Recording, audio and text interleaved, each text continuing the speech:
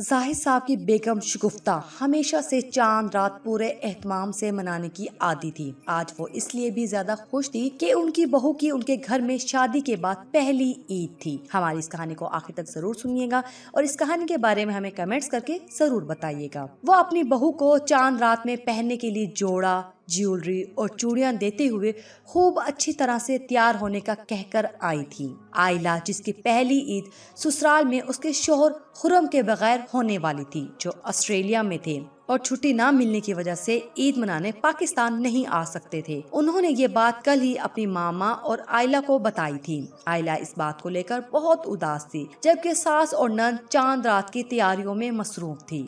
चांद रात की इतनी तैयारियां होती देखकर आयला परेशान हो रही थी और सोच रही थी कि अगर आज चांद नजर आ गया तो कल यहाँ शादी का सा समा होगा और वो भी खुरम के बगैर। मुझे नहीं तैयार होना।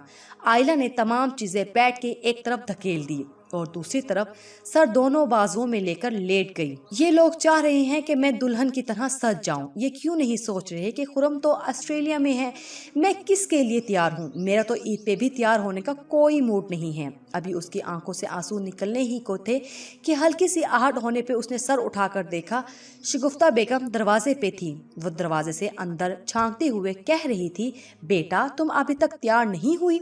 रोजा खुलने में 1 घंटा रह गया है, कब तैयार होगी? रूही को तो जानती ही हो, आते ही शोर मचाना शुरू कर देती है और आज तो खास तौर पर ससुराल से तुमको मेहंदी लगाने आएगी, इसलिए आज उनके नखरे भी अरूज पे होंगे।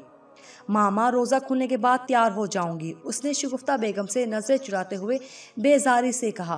तो शगुफ्ता बेगम कमरे में आ गई और कहने लगी, बेटा मैं जानती हूँ तुम खुरम की वजह से उदास हो, लेकिन ये मेरी ख्वाहिश है कि तुम खूब सज संवर के वैसे ही चांद देखो जैसे खुरम के साथ देखती, उससे हम सबको खुशी मिलेगी। आज हम सब खूब इंजॉय करेंगे, बहुत सारी तस्वीरें लेंगे और खुरम भी लाइव आ जाएगा। तुम इस तरह उदास रहोगी तो उसे भी अच्छा महसूस नहीं होगा। इसकी भी तो शादी के बाद पहली ईद है, इसके बाद उसके भी तो कुछ अरमान होंगे। प्लीज खुरम के लिए अपना मूड ठीक कर लो, उन्होंने आयला को गले लगाकर प्यार करते हुए कहा। तो आयला की आंखों से रुके हुए आंसू छलकने लगे। शगुफ्ता बेगम ने अपने हाथों से उसके आंसू साफ करते हुए मुंह उसके कान के करीब ले जाकर आहिस्ता से कहा, उदास मत हो, खुरम भी आ जाएगा, चलो उठो और जल्दी से तैयार हो जाओ। कहती हुई कमरे से बाहर निकल गई। एक तो मैं इनकी रस्मों से परेशान हूँ। अब चांद देखने की रस्म। आयला अपने आप से उलझती हुई उठी और ना चाहते हुए सबकी खुशी के लिए तैयार होने लगी। कमरे से बाहर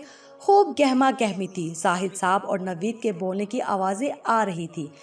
अल्लाह रखी बावर्ची खाने में खड़ी पकोड़े और समोसे तल रही थी और पूरे घर में तलने की खुशबू फैली हुई थी। आयला भी तैयार हो चुकी थी और आईने के सामने खड़ी अपने आप को देख रही थी। इतनी तैयारी भला कौन चांद रात को करता है? ऐसे लग रहा है जैसे अभी अभी मेरी रुखसती हुई है। काश खुरम भी होते तो मुझे ऐसे तैयार होना कितना अच्छा लगता और वो अब मुझे अपनी बाहों में लेकर ढेर सारी तारीफ करते। वो बिंदिया माथे पर सजाते हुए आईने में अपनी उदास शक्ल देख रही थी कि बाहर से दरवाजा खटखटाने की आवाज पे उसने आगे बढ़कर दरवाजा खोल दिया। सामने रूही खड़ी मुस्कुरा रही थी। माशाल्लाह आप बहुत प्यारी लग रही हैं, उसने आयला से गले मिलते हुए कहा। बस मेहंदी की कमी है और वो भी लग जाएगी। भाभी, रोजा खुलने में 2 मिनट रह गए हैं, चलें रोजा खोलते हैं। रोजा खोलने के बाद हम छत पे चांद देखने जाएंगे। रूही आयला से बोलती हुई डाइनिंग रूम में आ गई। सामने ही नवीद खड़ा था। जैसे ही उसकी नजर आयला पे पड़ी, वो बा आवाज बुलंद माशाल्लाह बोला, भाभी आज तो भाई को होना चाहिए था। कहते हुए रूही के हाथ में गजरे पकड़ा दिए जो वो आयला के लिए लेकर आया था।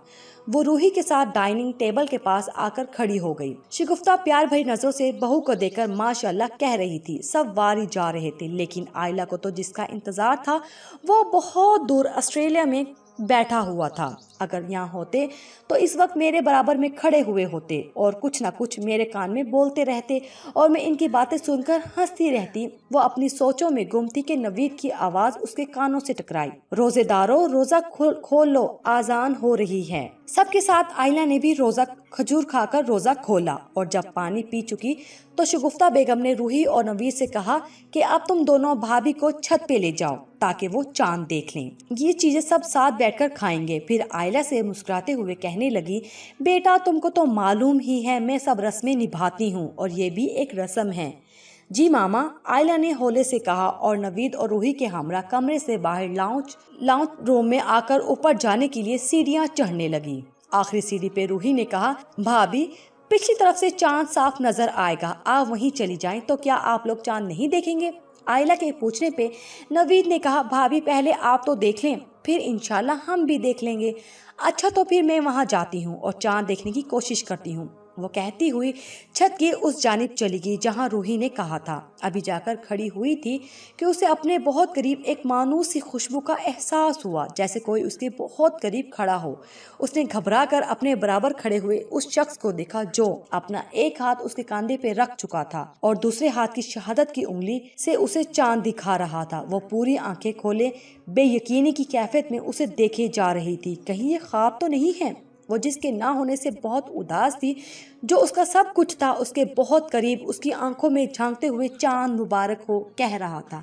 आयला अभी तक बेयकीनी की कैफियत में खुरम को देखे जा रही थी कि उसकी नजर पीछे खड़े सारे घर वालों पे पड़ी जो उसको चांद मुबारक हो कह रहे थे। सास नंद फूलों की पत्तियां निछावर कर रही थी। नवीद अपने फोन से वीडियो बनाने में मसरूफ था। आयला के चेहरे पे मोहब्बत के तमाम रंग नुमायां होने लगे। मुस्कुराते हुए होंठों के दरमियान से हसीन दांतों की लड़ी झलक रही थी। उदासी का मौसम ढल चुका था, चेहरे पे खुशी झलक रही थी। तभी शगुफ्ता बेगम मुस्कुराते हुए आगे बढ़ी और खुरम की पेशानी चूमते हुए आयला से पूछने लगी, देखा तुमने मेरा चांद?